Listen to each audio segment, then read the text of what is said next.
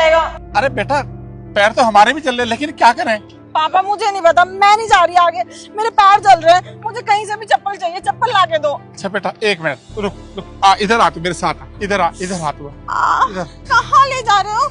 इधर आओ बेटा, यहीं बैठ जाओ बेटा, बैठो। और ये सामान पकड़ो, देखो यहीं बैठे रहना बेटा, कहीं नहीं जाना जब तक हम ना आए, और सामान का ध्यान रखना, ठीक है? लेकिन आप कहाँ जा रहे हो पापा? बेटा मैं अभी आता हूँ, ठीक है? यहीं बैठे रहना।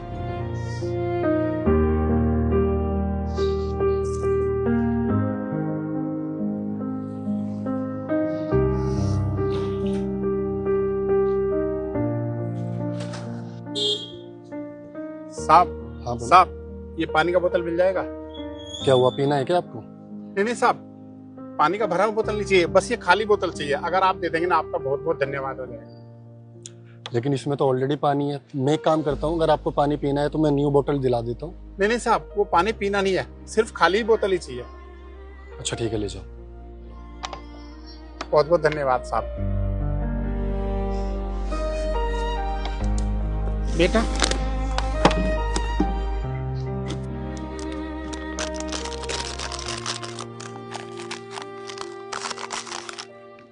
ला, पैर ला अपना। इसका क्या करोगे पापा? अरे दो तो बेटा, बहुत जल रहा था ना, अरे हमारी बिटिया का पैर जल रहा था ना। अब देखो, आप ना दूसरा पैर भी लाओ। अरे वाह पापा, ये तो बहुत अच्छा है, इससे तो जलन भी नहीं हो रही पैर में। अब बेटा अब तुम आराम से चल पाओगी ना, दूसरा पैर भी लाओ। अब ना तेरे पैर नहीं जलेंगे, इसमें भी बांध देते हैं। आओ मेरे साथ। अरे ये आप लोग क्या कर रहे हो? साहब तो क्या ना, बिटिया के पैर जल रहे थे इसलिए जुगाड़ कर रहे हैं। लेकिन आप लोगों के चप्पल गए कहाँ? चप्पल तो साहब चोरी हो गए। चप्पल चोरी हो गए तो आप लोग इतना खुश क्यों हो? और तुम्हारे चप्पल कैसे चोरी हो गए? वो कहा है ना साहब, हम और बाबूजी ना यहाँ पे कमाने के लिए आए थे, ट्रेन से उतरे, उसके बाद हमको भूख लग रही थी, लेकिन खाने के लिए पैसा ही नहीं था हमारे पास। तो सामने मंदिर में ना भंडारा बट रहा था, हमने सोचा वहाँ जाके खा ले। हम खाने के लिए गए, इतने में भंडारा भी खत्म हो गया, खाना भी नहीं मिला, और जब हम वापस आए तो चप्पल भी चली गई हमारी। वो सब तो ठीक है, लेकिन मुझे एक बात समझ नहीं आई कि आप लोग सुबह से भूखे हो, ट्रेन से धक्के खाते हुए गाँव से शहर आए हो, और ना तुम्हारे पैरों में चप्पल है और ना तुमने खाना खाया, फिर भी इतने खुश क्यों हो? ये तो बहुत अजीब सा लग रहा है मुझे।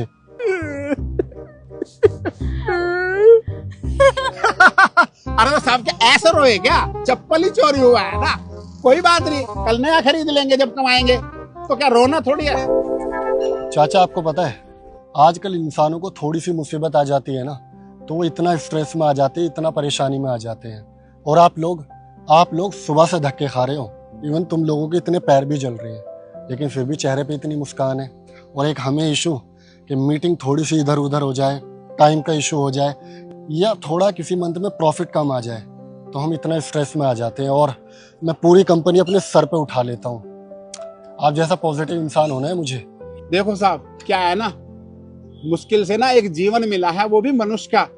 84 लाख योनियों में ना एक मनुष्य का जीवन ना सर्वश्रेष्ठ माना जाता है, और वो जीवन हमें मिला है, तो इसको ऐसे रोके कमा दे क्या?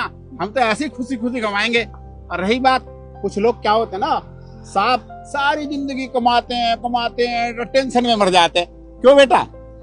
हम तो ना साहब अपने बच्चों को भी यही सिखाते हैं, अरे कुछ भी हो मस्त जियो और खूब हंस हंस के जिंदगी गुजारो, समझ गए साहब? हाँ साहब, पापा बिल्कुल सही कह रहे हैं, टेंशन का क्या है, वो तो आता जाता रहता है। सही कहा आपने, क्योंकि जब से मैंने पैसा कमाना शुरू किया है तो पैसा तो बहुत आया। आज देखो मेरे पास इतनी बड़ी कंपनी है, महंगी गाड़ियां हैं और बड़ा घर है, और मेरे नीचे काफ़ी लोग काम करते हैं, लेकिन फिर भी एक अजीब सी बेचैनी रहती है। रातों को नींद लेट आती है और सुबह बेचैनी से जल्दी आँख खुल जाती है, आँखों के नीचे डार्क सर्कल्स आ गए। लेकिन आज भी बस एक परेशानी में उलझा रहता हूँ। इस तरह मैं अपनी लाइफ में कब खुल के हंसा था मुझे तो याद ही नहीं है। अरे साहब हमारी मानो ना तो हंस के जिंदगी गुजारो, कुछ नहीं रखा, एक दिन तो ऊपर जाना ही है, तो काहे टेंशन लेकर के जी रहे हो? और तुम्हारे पास तो इतना सब कुछ है। अच्छा ठीक है, मुझे बताओ कि आप लोग गांव से शहर तो आ गए। अरे शहर में इतनी पॉपुलेशन है, इतनी मेहनत करते हैं लोग, कुछ काम वाम आता है या बस हंसी खुशी ही जिंदगी गुजारनी है? हमने तो सुना था शहर जाके अच्छा पैसा कमाया जाता है, इसलिए हम आ गए। अब ढूंढेंगे यहाँ पे नौकरी, कहीं ना कहीं तो मिल ही जाएगी। अरे काहे की चिंता साहब, पेट भरना है, कुछ ना कुछ तो हम मेहनत करके कमाई लेंगे। और हमारी बिटिया ना 12वीं पास है, कोई ना कोई काम इसे भी मिल जाएगा। और हम ना कोई चौकीदारी नौकरी कुछ ना कुछ तो हमें मिल ही जाएगा, वो कर लेंगे। अच्छा चलो ठीक है, तुम्हारी मुश्किल मैं आसान कर देता हूँ।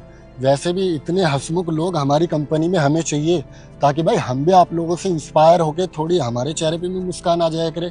देखो अंकल, मैं आपकी बेटी को नौकरी दे सकता हूँ, ये हमारी कंपनी में काम कर सकते, और सैलरी में इनको दूंगा 15,000 पर मंथ। चलेगा ना? अरे साहब, आप तो बोल रहे हैं अंधे को तो वे आंखें चाहिए क्या? अरे आप हमें नौकरी दे रहे हो साहब, तो क्यों नहीं करेंगे? क्यों बिटिया? हाँ साहब, हम तो शहर इसीलिए आए थे, आपने हमसे पूछ लिया, हम तो नौकरी करने के लिए तैयार हैं। हाँ साहब, हम पक्का आपके यहाँ नौकरी कर लेंगे। ठीक है। और अंकल आप हमारे यहाँ एज ए सिक्योरिटी गार्ड की नौकरी कर लेना, 8-10 हजार रुपये महीना में आपको भी दे दिया करूंगा। और मैं तुम्हारी रहने की प्रॉब्लम भी सॉल्व कर देता हूँ। इशू जो हमारे टेरिस पे सर्वेंट रूम है ना, वो इनको दिखा देना और वहीं पे इनको सेटल कर देना।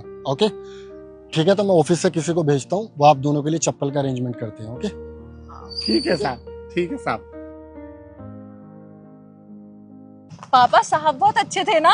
हाँ बिटिया, थोड़े से टेंशन में रहते हैं, पर ये बड़े लोग टेंशन में ही रहते हैं हमेशा। ये बात सही कह रही है बिटिया तू। अंकल जी, ये चप्पल पहन लीजिए और आप ये पहन लो, और इनको पहनकर आप मेरे साथ ऊपर चलिए, सर ने अंदर बुलाया। ठीक है साहब, चलो साहब।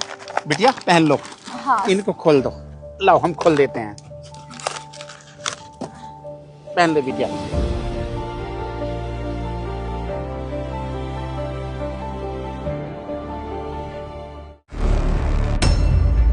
अरे दामाद जी, आप क्यों झाड़ू लगा रहे हैं? सताक्षी कहाँ है? आज काम वाली नहीं आई क्या? अरे सासू माँ नमस्ते। नमस्ते साली साहिबा, कैसे हैं आप लोग? सताक्षी ना सो रही है, वो क्या है ना पार्टी करती है ना रात रात तक, तो क्या है वो सुबह आती है फिर सो जाती है। सुबह ही सर दर्द हो रहा, उल्टी कर रही, नींबू पानी बना कर दिया, सो गई आराम से। सोने दो उसको, डिस्टर्ब मत करो। क्या है ना घर के काम मैं ही करता हूँ, झाड़ू पोछा बर्तन। बर्तन तो ऐसे चमका देता हूँ ना मैं कह रहा हूँ, मतलब एक शाइन मारते हैं। और हाँ, खाना तो ओए होए क्या बनाता हूँ आजकल मैं। एक ना नई डिश बनानी सीखी है मैंने, आज ना आप लोगों को वही खिलाता हूँ। जीजू ये सब तो ठीक है, दीदी कहाँ है? आप बुलाइए ना उनको। उसको सोने दीजिए, बेचारी पार्टी करके थक जाती है। अभी उठेगी फिर जाएगी पार्टी करने, फिर आएगी फिर सोएगी, फिर जाएगी पार्टी करने। दामाद जी कोई बात नहीं, आप बुलाओ। सताक्षी दीदी कहाँ हो आप?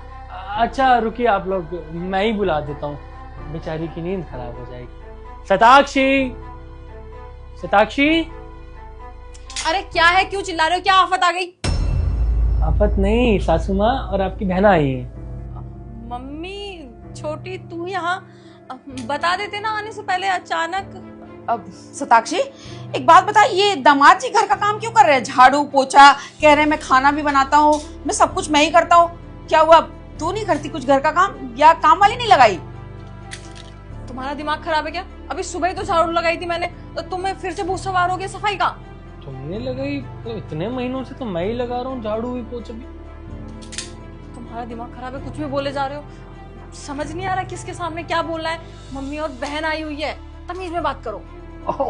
अच्छा एक्टिंग करनी है, इनको नहीं पता ये। अच्छा यही लगाती है जी, यही लगाती है, घर के सारे काम यही करती है। देखो वन पीस पहनकर झाड़ू लगाती है। एक मिनट दामाद जी, आप ये सब जो बोल रहे हैं, आप समझ रहे हो आप क्या बोल रहे हो? आप मजाक कर रहे हो ना ये सब? जी नहीं, मैं मजाक नहीं कर रहा हूँ, सच बोल रहा हूँ। आपकी बेटी ना हाथ से अब निकल चुकी है, सारी रात पार्टी करती है, सुबह 5-6 बजे आती है और आकर सीधा सोती है, और घर के सारे काम मैं करता हूँ। और क्या है ना, इसको अपने पति से ज्यादा अपने दोस्त पे आ रहे हैं, और दोस्त भी और लड़कियां भी नहीं, लड़के। रातों को आती है गाड़ी में बैठकर, पता नहीं कौन लेने आता है, कौन छोड़ने जाता है, क्लबिंग होती है, घूमना फिरना होता है। देखो ना अभी फिर तैयार हो रही है, फिर जाएगी पार्टी करने।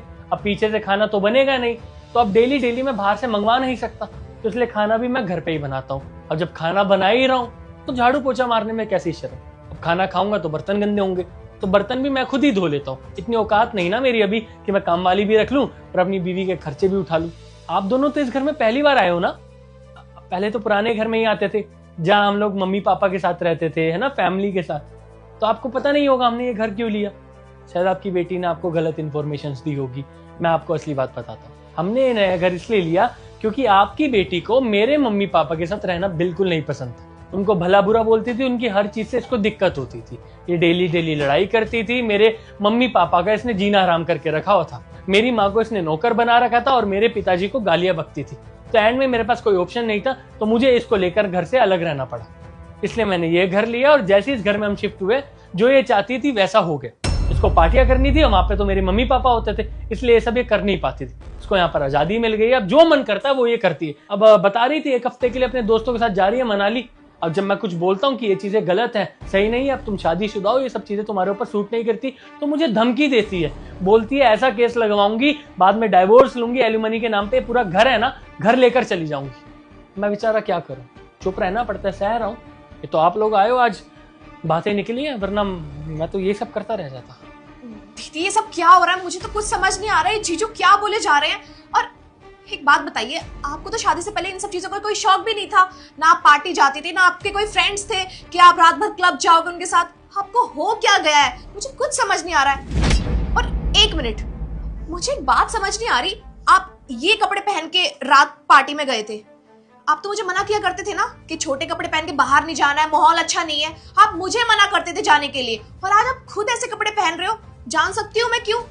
पर ये सब भी छोड़ो, जीजू आपसे इतना प्यार करते हैं, इतनी केयर करते हैं आपकी, और आप क्या कर रहे हो जीजू के साथ? उनसे सारे घर का काम करा रहे हो और खुद रूम में सो रहे हो 12-12 बजे तक। आपको शर्म नहीं आती है? 1 मिनट दीक्षा। सताक्षी, ये दामाद जी क्या बोल रहे हैं? तुम्हें ये संस्कार दिए थे मैंने कि तुम अपने घर में आके खुद से अपने घर में आग लगा लो, ये सिखाया था। अरे माँ बाप, वो चाहे उज्जवल के हो या तुम्हारे, माँ बाप सिर्फ माँ बाप होते हैं। तुमने हम में और उनमें भेदभाव किया। जैसे मैं तुम्हारी माँ हूं ना, वैसे उज्जवल की माँ भी तुम्हारी माँ है। उनकी देखभाल करना तुम्हारी रिस्पॉन्सिबिलिटी है, और तुम उनको नौकरों की तरह रख रही हो। अरे वो तुमसे प्यार करती हैं, इसका मतलब ये नहीं है कि तुम उनके सर पे बैठ के नाचोगी।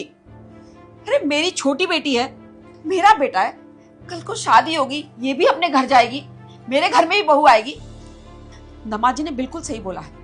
कल को जब वो मेरे साथ ऐसा करेगी, तब शायद तुम्हें पता लगेगा कि दामाद जी क्या कर रहे हैं। अरे मैंने तो सोचा था अच्छे घर में अच्छे लड़के से तेरी शादी करवा रही हूँ, तू खुश रहेगी, पूरी जिंदगी अपने घर को आबाद रखेगी। पर नहीं, तुझे तो अपनी ही जिंदगी बर्बाद करनी है। ये ड्रेस, ये पार्टी, लड़के, दोस्त। अगर तुझे कहीं जाना है तो तू दामाद जी के साथ क्यों नहीं जाती, दोस्तों के साथ क्यों जाती है? अरे दामाद जी काबिल हैं, वो तुझे घुमा सकते हैं, तेरी सारी खुशियों का ध्यान रखते हैं। फिर तुझे क्या जरूरत है किसी दूसरे के साथ? और ये उन दूसरों का ही असर है जो तू अपने घर में आग लगा रही है। और तुझे एक बात बताऊं, ये दुनिया का सबसे बड़ा पाप है कि एक बच्चे को उसके माँ से अलग कर दो। तुम्हारे साथ भी वही होना चाहिए जो तुम उज्जवल की माँ के साथ कर रही हो।